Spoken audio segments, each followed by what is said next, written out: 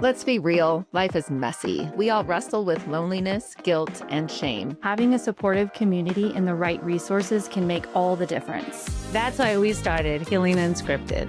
We're just three friends on a mission to bring hope and healing. Whether you're struggling yourself or walking alongside someone who is, we're diving deep into the hard stuff. With insightful guests, real talk, and a whole lot of heart. Join us on Healing Unscripted.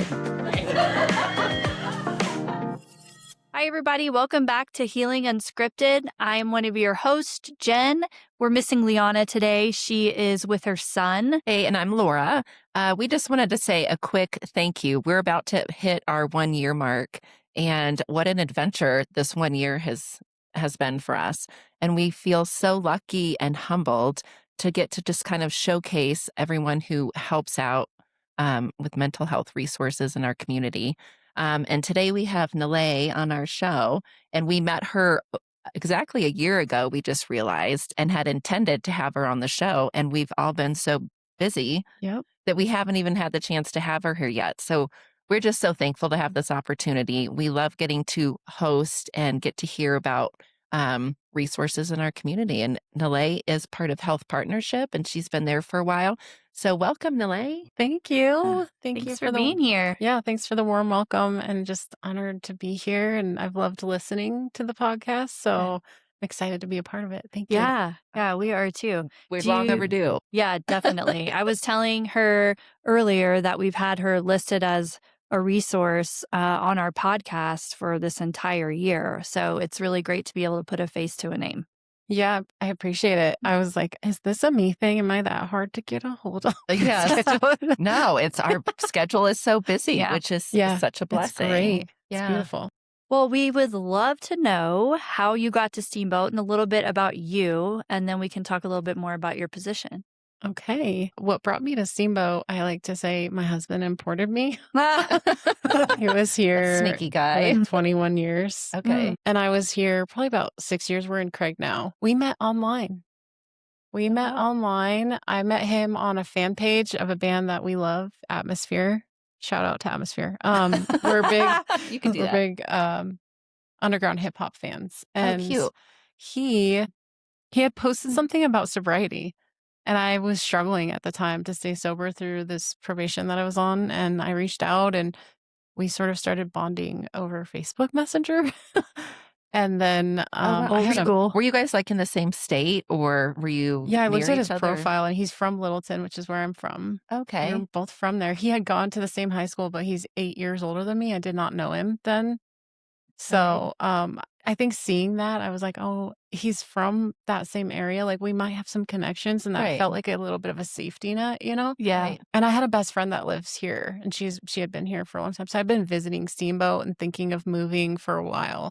So I moved in the spring of 2017. So almost 10 years. Okay.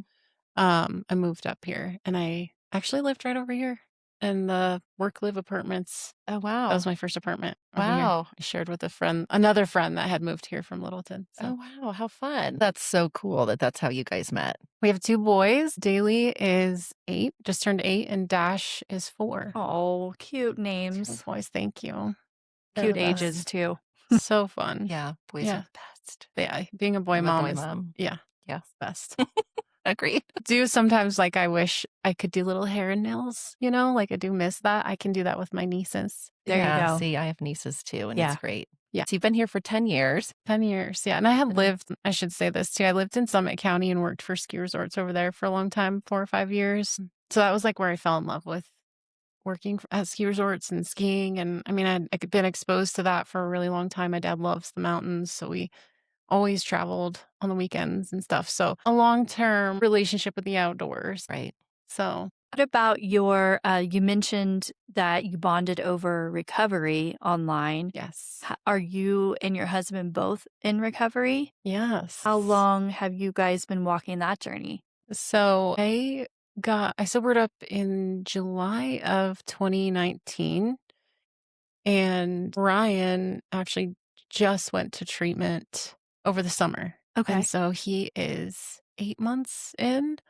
But we've both had like relapses and sobriety times while Yep. being together. So we've both taken our turns there. Yeah. It Yeah. is a Well, journey. congrats to both of you, though. Yeah. That's Thank awesome. you. Yeah, it's really beautiful to like have come through Hmm. a lot of that. Shout out to Foundry.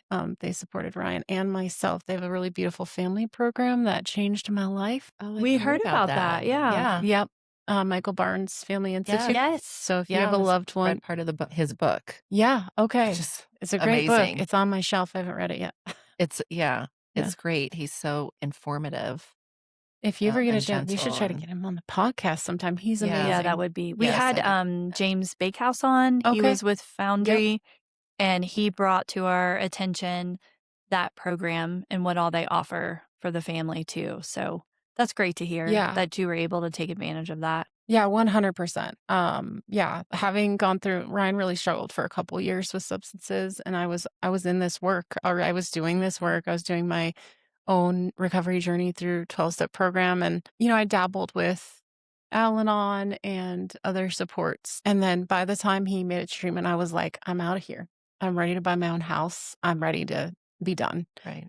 And just so thankful for the coaches they have there and the therapists, because they kind of kept me reeled in, and they were like, well, just try this program. And I'd known about it through my work, and it's a 6-week commitment. You can go longer than that. Any person, even if you don't have a loved one at the Foundry, any person with a loved one suffering with substance use, highly encourage it. It changed the way I think about supporting not just his recovery, but like the family's trajectory in recovering together.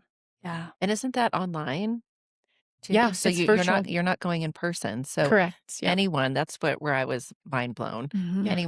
Anyone in the world Technically access has to it. access. Mhm. Yeah. Yeah, they have an And it's app. free. It's well, it, if you're not in network, I'm sure they bill insurance. I'm not going to speak Yeah. for that part. There are scholarships here in the Valley, though. So if Okay. you don't have the insurance or the means to pay for it, there is a way. Reach Okay. out to the Health Partnership or the Foundry. They have an app, so you follow sort of these modules of learning Okay. each week, and then once a week on Wednesday nights, they meet virtually with other family members and the coach. And Michael Barnes was there with me.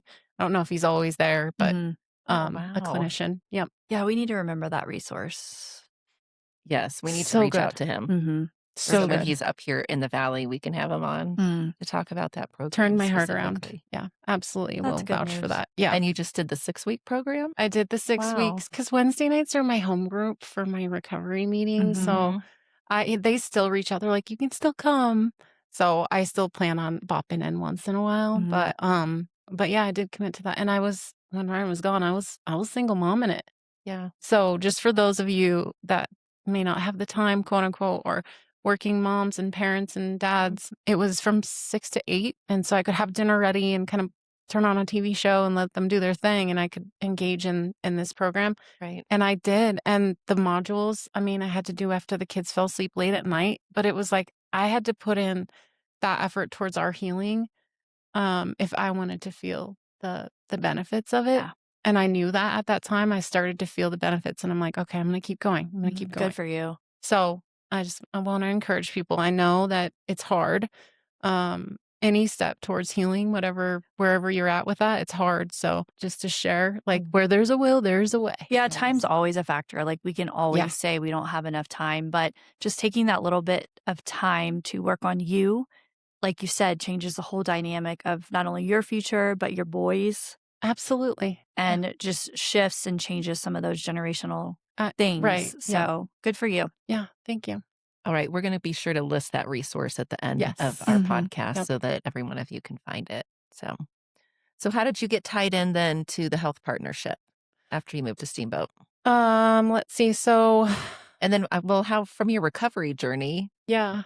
is that what made you want to come into something like the health partnership? If you were kind of working resorts and then struggling with Yeah, there's recovery. more to that story. I should probably rewind a little bit. Okay. Yeah.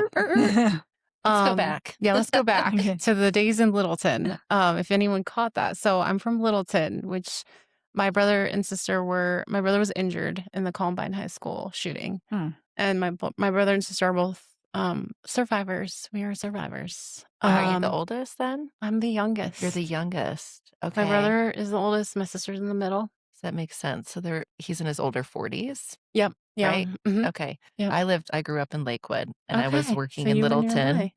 I was working in Littleton at Old Chicago when it happened, Mm. and we had a ton of police and investigators that were coming into the Oh, restaurants it all still the gives me time. goosebumps. Yeah. And I was working and we were watching videos of it. And yeah, I knew Yeah. people who were at school there. And Yeah. The whole yeah, it is community. very, I very mean, when you're deeply, close to it like that yeah. is one thing, but Mhm. everyone, I don't know where you were, but everyone, when I say that, they know that feeling. Yes. Mhm. Which it's kind of different. It was like it is a PTSD response. None of us had really gone, in our lifetime. I remember growing up being a little bit scared of like maybe some possible war with Russia, but nothing had really been too big or bad. But when that happened, Yeah. It was Mhm. like so public safety, traumatic. Yeah. right? Like Yeah. you didn't That feel and the Oklahoma City safe in bombing. public. Yeah. Yeah. Those were the 2 things that I Yeah. remember from, like, I remember those that too. first I remember where I things. was that day. Yeah, I was same. really young. Yeah. Yep. I don't like sharing too much about my brother and sister's journey. They're not here. They can speak for themselves. My brother is in recovery now. He's doing great. He works for the Mayo Clinic Wow. as That's the great. yep, as a charge nurse in the Okay. neuro ICU.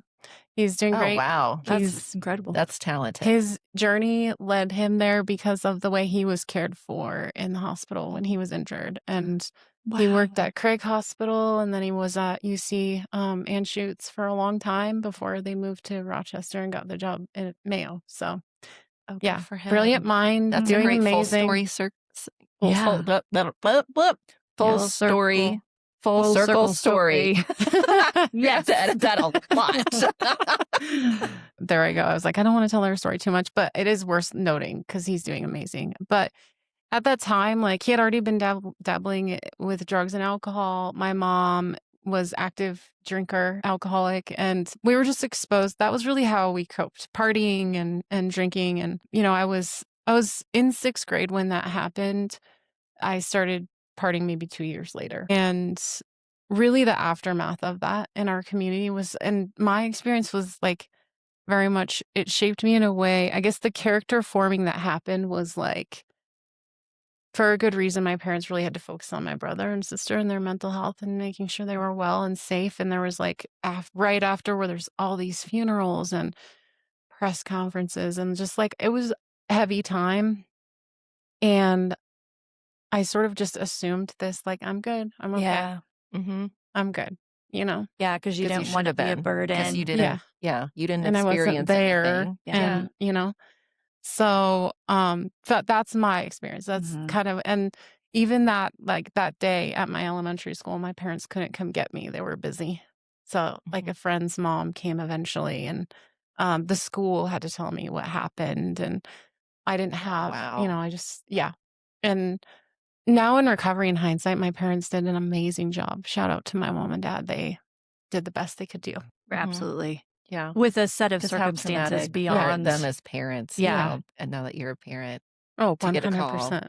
and to be Oh, looking it for wasn't. My them. I mom was can't like imagine. thrift store shopping and saw, like, it was on the TV, Mhm. and my No. aunt was with Oh, her. I'm getting chills. Mm. I know. And they weren't very far from the school, but my mom wasn't picking up on it. My aunt goes, Sue, I think that's Columbine. She goes, no, that's not my kid's school. Yeah, And my denial. aunt's like, this is your kid's school. We need to go.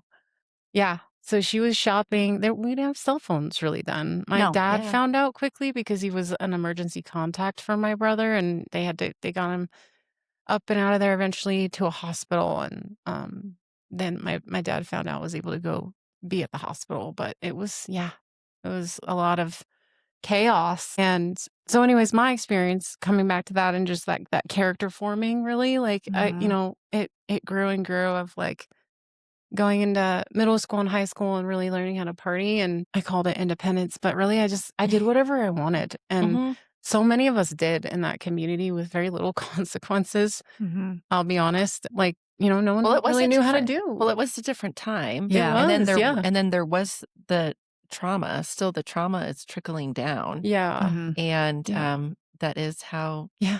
that's how kids deal with it. It's So like, let's just have traumatic. Yeah. fun Mhm. and, and how do we forget about it? So Yeah. how do you forget about it? You got to numb Yeah. it a little Numb bit. it. Like Yeah. programming children at a young age to Mhm. numb and forget. The other part that was really impactful for me was, like, knowing why these kids did this. Like, I remember understanding that from a really young age 'cause I was going into middle school, and I could see the bullying that was happening Mhm. and the weight that it carried, like, these kids that were at the butt end of every joke. So I started sticking up for kids and, like, intervening from a really young age because I could see, like, that was what caused Eric and Dylan to do this. Right.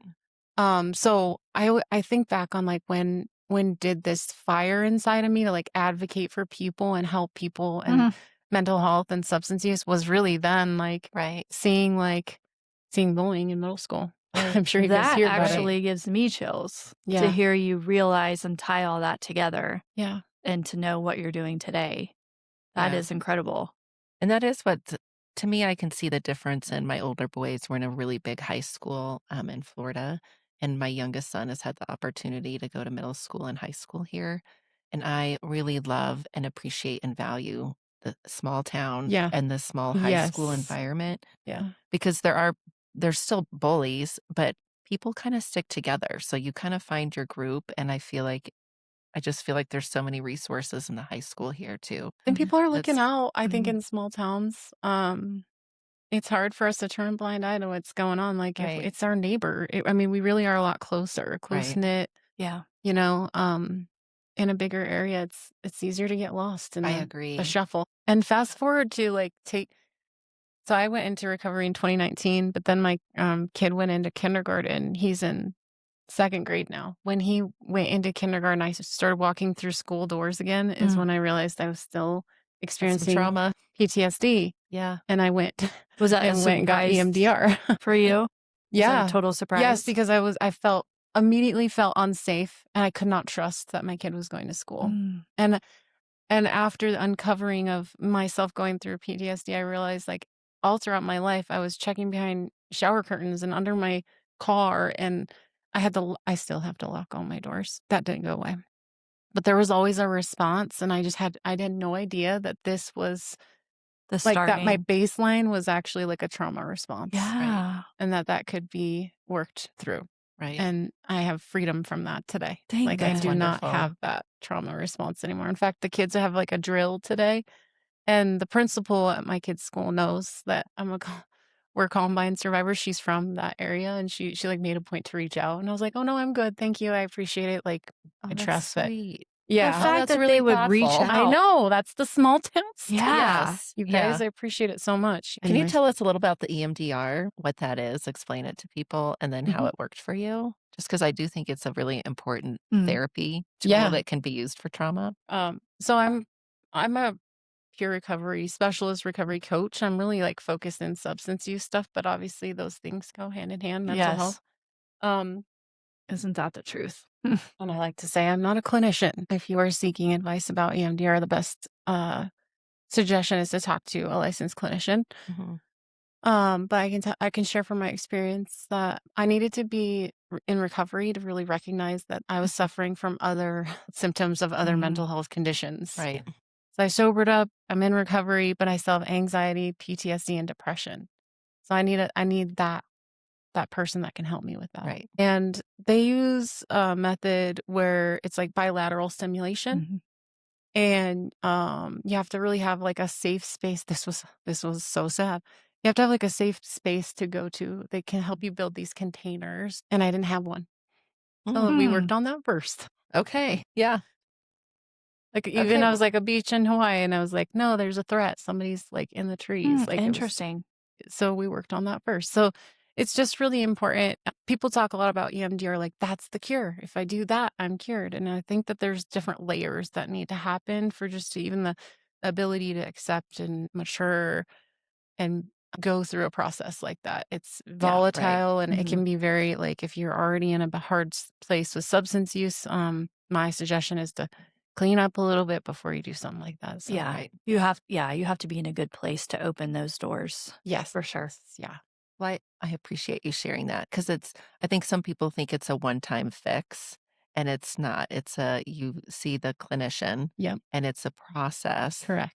And as you go through the And process, you can do it it for can be many different successful. Mhm. events in your Mhm. life, many different things. And trauma is is different for everybody. How we experience our lives and the things that we go through. Me missing a bus as a kid could have been traumatic for me and not for another person. So it's all relative experience, and Right. you choose that with Right. your therapist. That's right. Right. Okay. Yeah. But I was fortunate. I mean, I did that. I did a couple other things, but like that cleared up my PTSD, I will say, my response. And I know well enough now.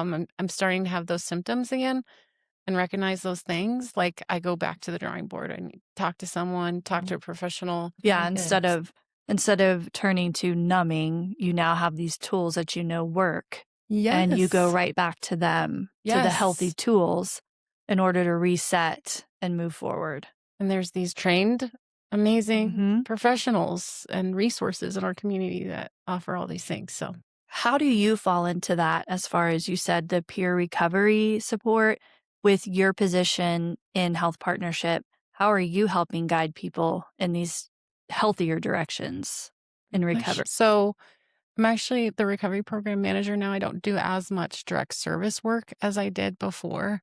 But our team, we have a team of peers. One of them certified, the other two are in training. We hold the Colorado Peer and Family Specialist credential. And the requirement for that credential is you can be a person with lived experience with substance use and recovery, mental health and recovery, or you can be an affected family member and recovering from those things. So, so that's what we utilize through our peer program. And the way that we support people is really how they want to be supported. And referrals come from all over. Maybe someone's coming out of treatment. Maybe someone's looking to go into. Maybe it's just a person in the community that's like, I want to drink less. Or I'm noticing I'm starting to have a lot of consequences because of this. I'm not quite ready to quit, but like I think I need support. Like we can do that whole spectrum of support. And it's really just meeting them where they're at in readiness and coaching them. And they pick their pathway. And our job is to really expose them to all the resources that we have here and let them choose, and we walk with them to do that. We also do it for free. Our program's grant funded. We don't need insurance. There's no other qualifier other than like you just need a little bit of support. And then we do the events too. So the events are a great way for you to just learn how to be social.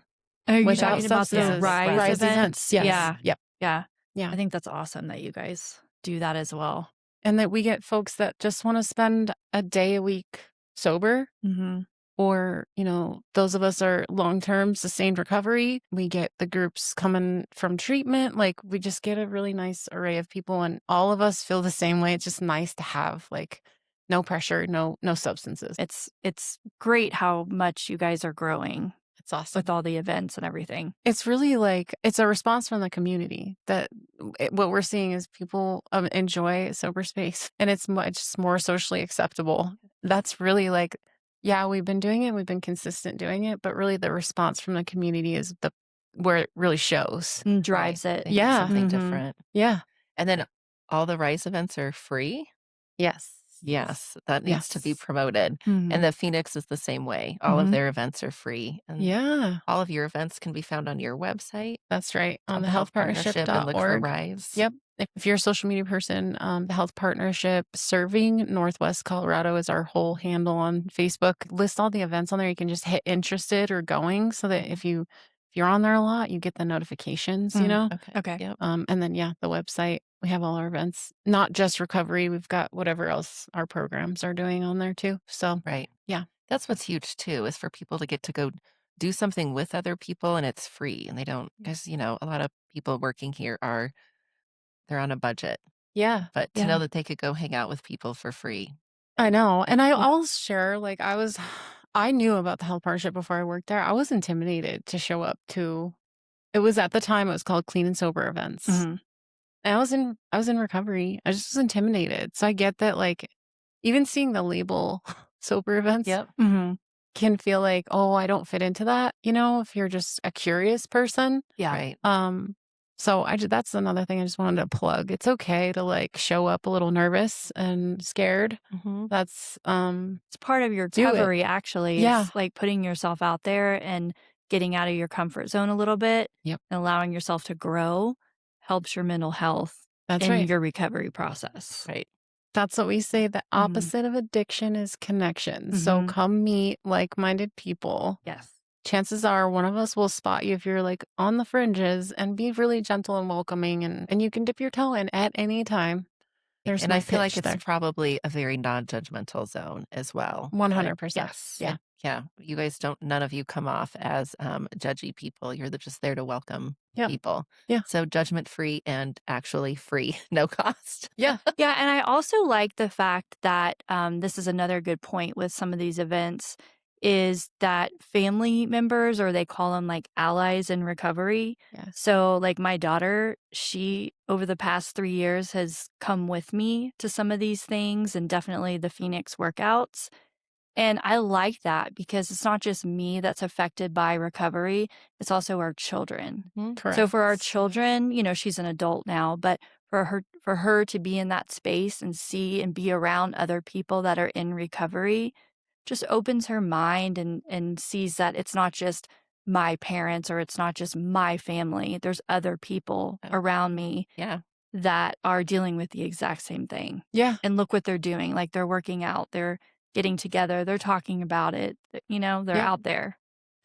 Chances are one of us that's hosting an event it has a baby on our hip or our other kids with us. So Mhm. yeah, totally. There are some that we do that aren't technically family friendly, but recovery is for the whole family. Can you tell us about all of the other programs that are offered through Health Partnership as well then, besides the recovery events? Yes. I don't know if I mentioned. So just to reiterate, for recovery, we do offer one-on-one support.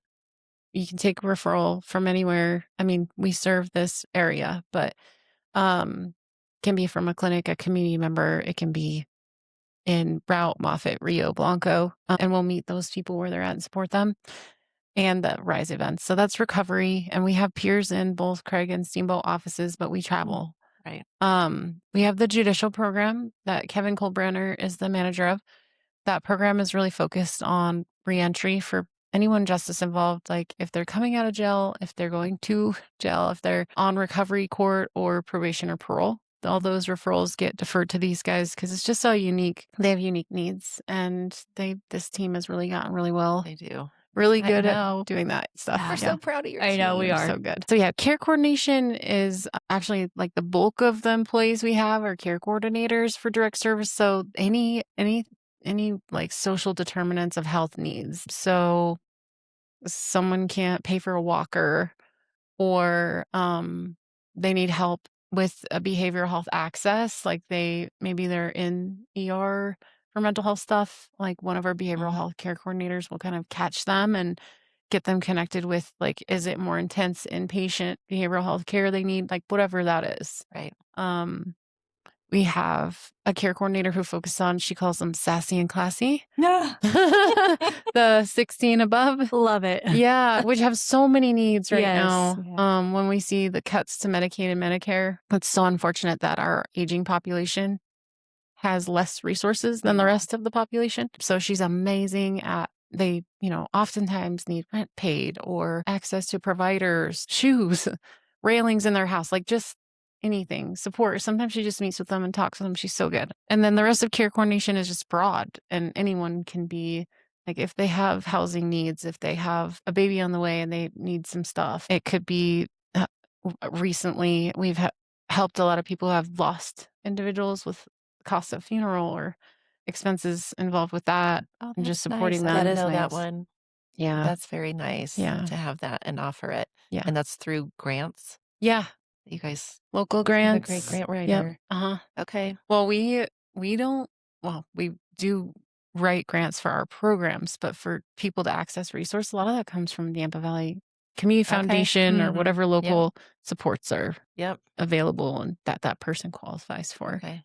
They wouldn't normally know if you were going through a hardship Right. Yeah. that is out there. Right. Lift Up's one of them too, as well. And then we just recently, over the last year, or two have hired a lot of bilingual staff. So we're reaching this That's whole part of our community that we weren't Mhm. reaching before. So Yes. such a Yeah. beautiful thing Mhm. there. And then community impact, Emily was here. Mhm. She did, I think, an interview with y'all. Community impact is really connecting organizations together. So she hosts a number of meetings. She does our newsletter Mhm. where organizations come together and solution and network. And we do that in Rio, Moffat, and here en route. She does a great job with She's that. amazing. She's amazing. Yeah. Yeah.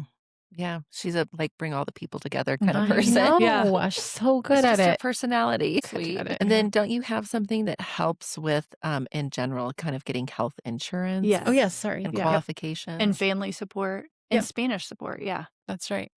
Health coverage. So we have this team that are trained health coverage connectors with the Connect for Health Mhm. program.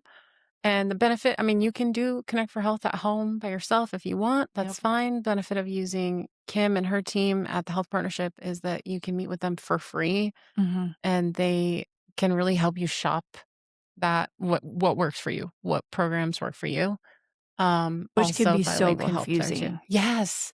I know. And It's she's really like a daunting. guru Yeah. with it. She knows all the tips and tricks. So oftentimes it's during open enrollment when they're really, really busy. Mhm.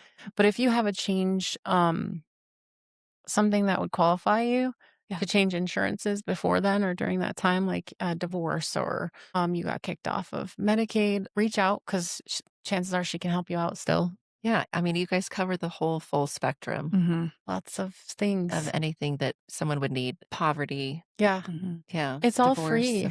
Yeah. I know, it's know. And that part incredible. is incredible. It is that we're in our 10th year. Oh, We're gonna wow. do some type of celebration this year. We're in our Good 10th for year of you. existence this year. Yeah. That's great. And I did want to say one more thing about programs is we're piloting Hope Initiative. Yeah. We just hired actually one of our internal employees is going to move over and be the manager, Dana. Hope Initiative is going to be like a warm line of peers, trained peers that can answer phones for people who aren't quite in crisis yet, but Mhm. are experiencing hardship and need direct support. So, because where we're at currently with the health partnership services is that we do not do crisis, and that is, that falls on other agencies in the area Yeah. to Like support individuals. reps or Reps, yep. Mhm. But then there's this like in between, Mhm. Yeah. like There's a I'm place. having a There's a really gap. hard time Yep. because I lost my job. I can't pay rent. My girlfriend is pregnant.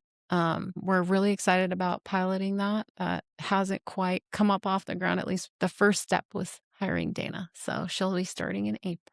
Sounds like. Perfect. That Yep. is great. Yeah, I Well- feel like it's been almost a year since we first started talking about the Hope Initiative. So thanks for that update. We've been wondering and Yeah. asking ourselves kind of where it was at.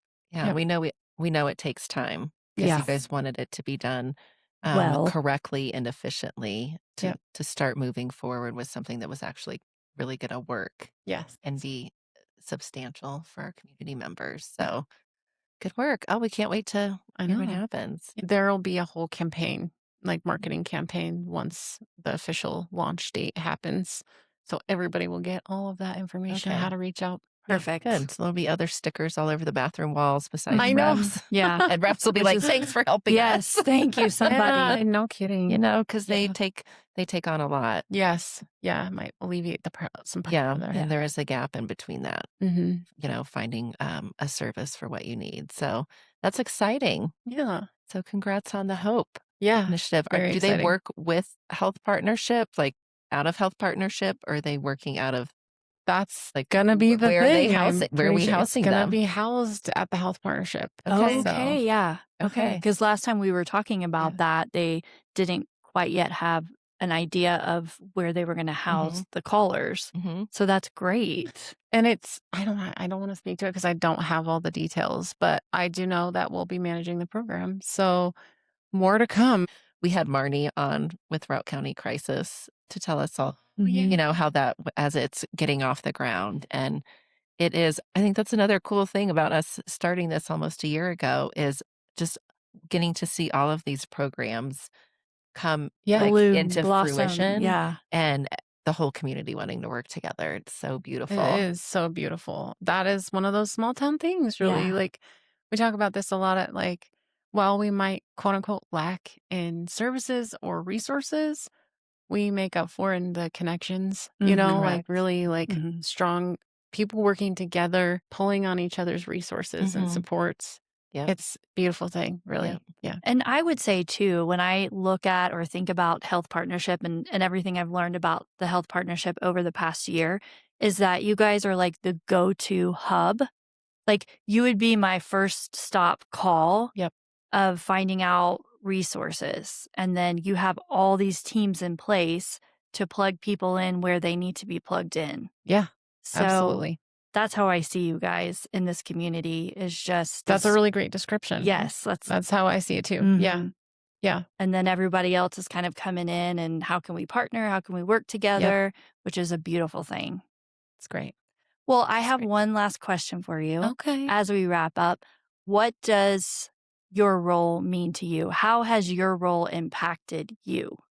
We know how we can only imagine how it impacts the community, but how has it impacted you? It's changed my life. I worked in the service industry for 20 years before I got into this nonprofit work. Um I didn't touch on this, but like really in my active addiction, I was so low. Like really every day I wasn't suicidal, but I didn't really have the will to live. I didn't make plans to have kids, to be married, to have a career. Getting the job at the health partnership and being able to be creative and creating this peer recovery program and growing it has been the most beautiful thing I've been a part of. And now I get to hire other people with lived experience and give them career pathways. Yeah. And it's amazing. I mean, I'm living a dream right now. And found your purpose? I found my purpose. I know. Yeah. Wow. There was like a while I was waking up in my house. We bought this house in Craig. It's beautiful and we have beautiful family. And for the longest time, I woke up with this like imposter syndrome of like, they're going to find out about me. Mhm. They're going to figure me out here and all this stuff's going to go away. And so I don't wake up with that anymore. It's Good. a really beautiful thing. And I think that, I really do give pretty much my whole heart into it, advocating for people, showing up in spaces that people with substance use disorder are typically stigmatized, showing them how to be social without substances, and now showing them how to have a career, to Right. have a family, to be a productive member of society. I mean, I could not have asked, I couldn't have dreamt this up. No. There's No role something model. so fulfilling about finding a job with a purpose Yeah. that just, like, fills up your heart every day. And you can have hard days, but still you're like, "Wow, that just Yeah. I feel like I impacted somebody too." Is very Yeah. It meaningful is. to I our remember going to spirits. work at restaurants for a long time. Like, Yeah. what am I doing? Like, how am I helping people? And so that seed that was planted, as a Yeah. sixth Sixth grader, grader. Yeah. You were giving the healing seed. How do I get to heal? just, my energy was just sitting there waiting, Yeah. for the right opportunity. Well, Um, you found it. yeah, You are good at what you do. Thank you appreciate that. for coming and sharing everything about not only yourself, but also your program. Yeah, I appreciate we could not do any of this without all the beautiful miracles and people like you that support what we do. So thank you.